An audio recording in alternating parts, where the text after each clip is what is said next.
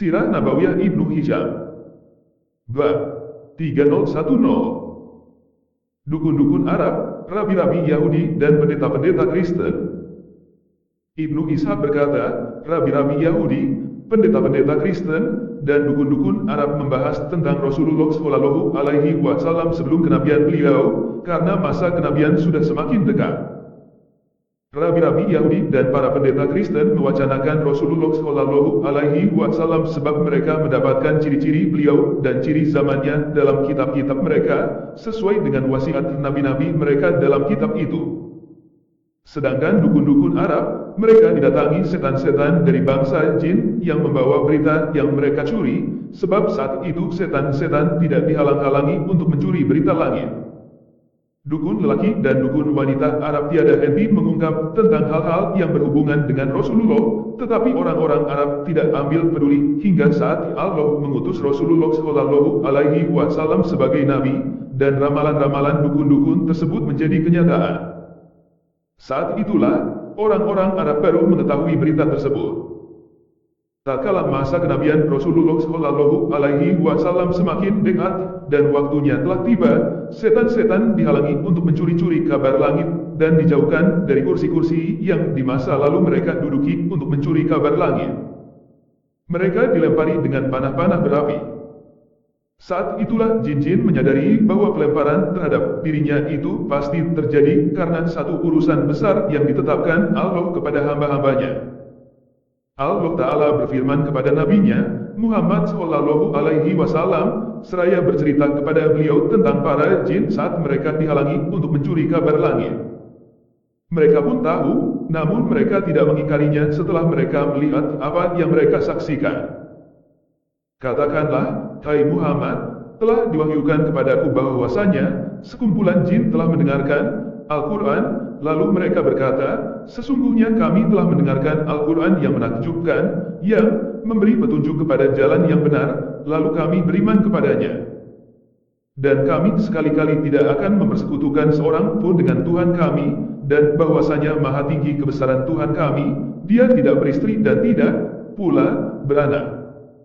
Dan bahwasanya orang yang kurang akal daripada kami dahulu selalu mengatakan perkataan yang melampaui batas terhadap Allah, dan sesungguhnya kami mengira bahwa manusia dan jin sekali-kali tidak akan mengatakan perkataan yang dusta terhadap Allah.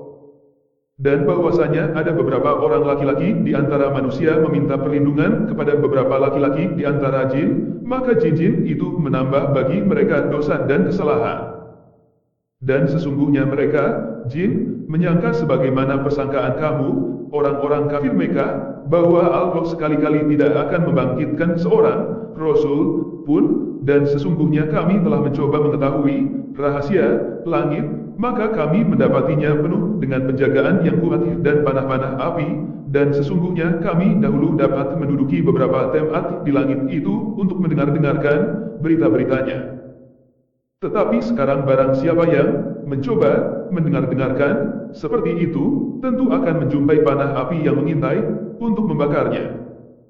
Dan sesungguhnya kami tidak mengetahui dengan adanya penjagaan itu, apakah keburukan yang dikehendaki bagi orang yang di bumi, ataukah Tuhan mereka menghendaki kebaikan bagi mereka. Quran Surah Al-Jin, Januari 10. Setelah mendengar Al-Quran, tahulah jin itu bahwa mereka kini terhalang untuk mendengarkan kabar langit, agar wahyu tidak tercampur dengan sesuatu dari berita langit, yang akan membuat manusia tidak memiliki kepastian tentang apa yang datang dari Allah kepada mereka. Karena Al-Quran diturunkan untuk hujah dan memangkas semua keraguan, syubhat. Maka jin-jin itu pun beriman dan membenarkan.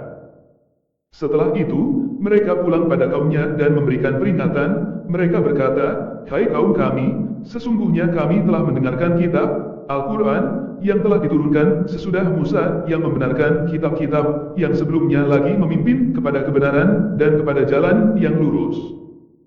Quran Surah Al-Ahqaf 29-30. Perkataan jin, dan bahwasanya ada beberapa orang laki-laki di antara manusia meminta perlindungan kepada beberapa laki-laki di antara jin, maka jin-jin itu menambah bagi mereka dosa dan kesalahan. Quran Surah Al-Jin 6. Jika ada orang Arab dari kalangan Quraisy ataupun selain Quraisy melakukan perjalanan lalu mampir di salah satu lembah untuk bermalam di sana, maka ia berkata, "Aku meminta perlindungan penguasa lembah ini dari jin di malam ini dari kejahatan yang ada di dalamnya." Ibnu Hisham berkata, makna ar-rahu adalah tindakan yang melampaui batas, zalim, dan kebodohan. Rubah bin Al-Ajaj berkata, tiba-tiba penyakit panas menyerang unta yang bodoh. Bait syair di atas adalah penggalan dari syair-syairnya. Ar-rahu berarti pula pencarianmu pada sesuatu hingga engkau dekat padanya lalu engkau mengambil atau meninggalkannya. Rubah bin Al-Ajaj berkata menyifati seekor keledai liar, mereka menggerakkan ekornya dan gemetar karena takut ditangkap. Bait syair di atas adalah penggalan dari syair-syairnya. Ar-rahu juga berarti kata masdar dari perkataan seseorang pada orang lain, rahitu al-lisma al-usra al-ladzi arhaftani rahakan syadidan. Artinya, saya memikul dosa atau kesulitan atas beban berat yang engkau bebankan kepadaku. Sebagaimana Allah sebutkan dalam Al-Quran, dan kami khawatir dia mendorong kedua orang tuanya kepada kesesatan dan kekafiran. Quran Surah Al-Kahfi 80. Dalam firman-Nya yang lain, dan janganlah kamu membebani aku dengan sesuatu kesulitan dalam urusanku. Quran Surah Al-Kahfi 73. Ibnu Ishaq berkata, Yaqub bin Utbah bin Al-Mughirah bin Al-Ahnas bercerita kepadaku bahwa orang Arab yang pertama kali khawatir tertimpa lemparan bintang-bintang saat dilemparkan adalah perkampungan Sakif. Mereka datang kepada seseorang yang bernama Amr bin Umayyah yang berasal dari Bani Ilas. Ia adalah orang Arab yang pintar dan ramalan selalu tepat. Mereka berkata kepada Amr, "Wahai Amr, tidakkah engkau melihat lontaran bintang-bintang yang terjadi di langit?" Amr bin Umayyah menjawab, "Benar, aku telah melihatnya." Maka perhatikanlah bintang-bintang itu jika yang dilemparkan adalah bintang-bintang yang bisa dipakai sebagai penunjuk jalan di daratan, lautan, dan untuk mengenali musim panas dan musim hujan yang mendatangkan kemaslahatan kepada manusia dalam kehidupan mereka, maka ketahuilah demi Allah, ia adalah kebinasaan dunia dan kehancuran makhluk yang ada di dalamnya. Jika bintang-bintang tersebut adalah bintang-bintang selain itu, dan ia tetap berada di tempatnya semula, maka yang demikian itu adalah sesuatu yang Allah kehendaki untuk makhluknya. Lalu apa itu? Ibnu Ishaq berkata, Muhammad bin Muslim bin Shihab Az-Zuhri menyebutkan dari Ali bin Al-Husain bin Ali bin Abu Thalib dari Abdullah bin Abbas dari beberapa orang dari kaum Ansyar bahwa Rasulullah Shallallahu Alaihi Wasallam bersabda kepada mereka, apa pandangan kalian tentang bintang yang digunakan untuk melempar setan? Para sahabat menjawab, wahai Nabi Allah, dahulu jika kami melihat bintang tersebut dilempar, maka kami berkata, seorang raja telah meninggal dunia, raja telah diangkat, seorang anak telah lahir, dan seorang bayi telah meninggal dunia. Rasulullah Shallallahu Alaihi Wasallam bersabda, tidak demikian. Jika Allah yang Maha Tinggi menetapkan sesuatu atas makhluknya, maka hal itu didengar oleh para malaikat pemikul arasy, kemudian mereka bertasbih dan bertasbihlah pula siapa saja yang berada di bawah mereka. Tasbih bergema hingga terhenti di langit dunia kemudian mereka bertasbih. Sebagian dari mereka bertanya kepada sebagian lainnya, kenapa kalian bertasbih? Mereka menjawab, karena malaikat-malaikat yang berada di atas kami bertasbih, makanya kami ikut pula bertasbih. Mereka berkata, kenapa kalian tidak menanyakan kepada para malaikat yang di atas kalian apa yang membuat mereka bertasbih? Mereka mengatakan perkataan ini hingga berakhir pada malaikat pemikul arasy.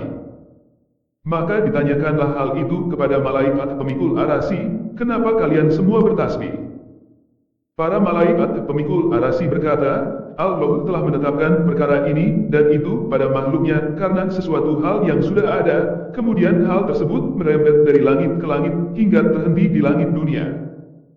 Saat mereka sedang memperbincangkannya, tiba-tiba setan-setan mencuri pendengaran dengan prasangka dan salah tangkap, lalu mereka membawanya kepada dukun-dukun di bumi. Dukun-dukun membicarakan apa yang mereka peroleh dari setan-setan. Kadang apa yang mereka katakan itu salah dan kadang kala benar. Hai, Muslim pada hadits nomor 2229.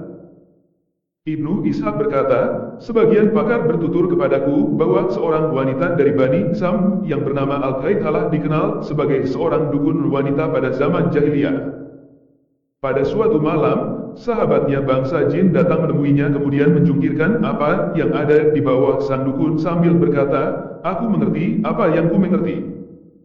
Hari luka serta hari penyembuhan. Ketika hal tersebut terdengar oleh orang-orang Quraisy, mereka berkata, apa maksud dari ucapan itu? Pada malam yang lain, jin sahabat Al-Qaithalah kembali datang menemuinya kemudian merobohkan apa yang ada di bawah Al-Qaithalah sambil berkata, apakah kematian itu? Di dalamnya Ka'ab tewas terbaring.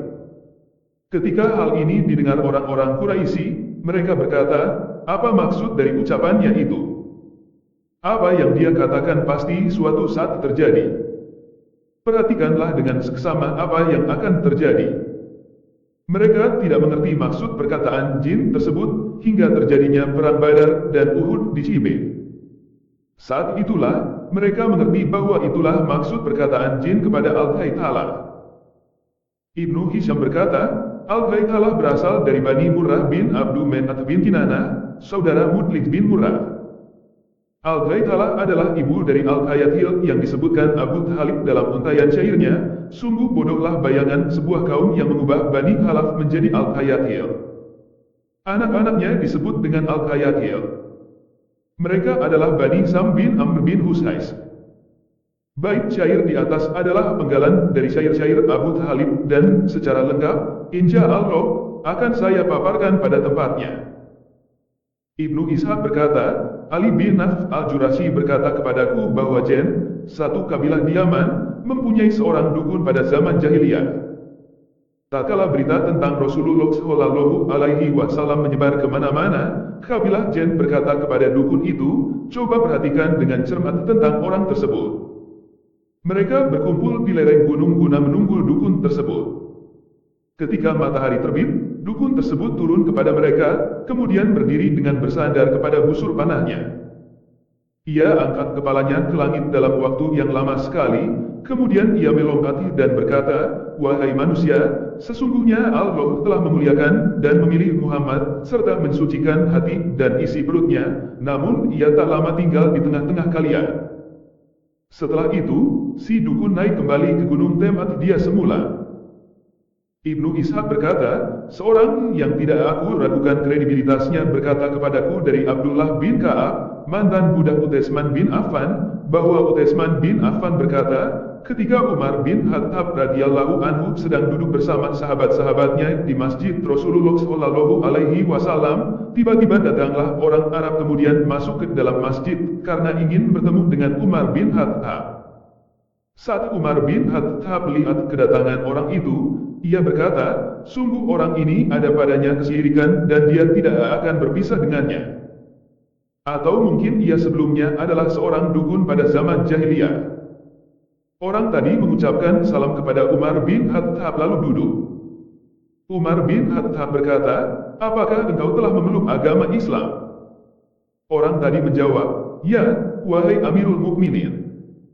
Umar bin Khattab lanjutkan, apakah pada zaman jahiliyah engkau pernah menjadi seorang dukun? Orang tersebut berkata, Maha suci Allah, wahai Amirul Mukminin, bagaimana kau bisa tahu? Umar bin Khattab berkata, ya Allah, ampunilah orang ini. Sesungguhnya pada zaman jahiliyah kami lebih buruk dari itu. Kami menyembah berhala dan memeluk agama berhala hingga pada akhirnya Allah memuliakan kami dengan Rasulnya dan dengan agama Islam. Orang itu berkata, benar apa yang kau katakan, wahai Amirul Mukminin, pada zaman jahiliyah aku adalah seorang dukun. Umar bin Khattab berkata, tolong jelaskan kepadaku hal apa yang paling menakjubkan yang dibawa jin sahabatmu. Orang itu berkata, sebulan atau kurang sebelum Islam datang, ia mendatangi aku seraya berkata, tidakkah engkau perhatikan para jin yang diam 1000 bahasa, yang dilanda putus asa dari agamanya, dan kepergiannya pada unta muda bersama dengan alas pelananya? Ibnu Hisham berkata, perkataan di atas adalah sebuah sajak dan bukan untayan syair. Abdullah bin Ka'ab berkata, kemudian Umar bin Khattab berkata kepada orang-orang, demi Allah, pada zaman jahiliyah aku pernah berada di sisi sebuah patung bersama beberapa orang dari Quraisy. Salah seorang Arab telah menyembelih sapi betina sebagai sesembahan untuk patung tersebut. Kami menunggu ia memberi bagian untuk dari lembu betina yang ia sembelih. Tiba-tiba terdengar suara dari perut lembu betina itu, dan aku tidak mendengar suara yang lebih keras daripada suara tersebut. Peristiwa ini terjadi 1 bulan atau kurang sebelum Islam datang. Suara itu adalah, "Hai Zari, unta yang disembelih, persoalan yang tepat, dan orang yang meneriakkan la ilaha illallah NG." Ibnu Hisham berkata, dikatakan, seorang yang berteriak dengan suara yang fasih, dengan berucap, la ilaha illallah. Sebagian ahli syair membacakan syair berikut kepadaku, aku tertegun dengan jin dan kebingungannya, dan ikatannya pada unta dengan pelananya ia bergerak ke Mekah tuh mencari petunjuk. Jin yang beriman tidak sama dengan kotorannya. Ibnu Ishaq berkata, inilah kabar yang kami ketahui mengenai para dukun dari kalangan orang-orang Arab.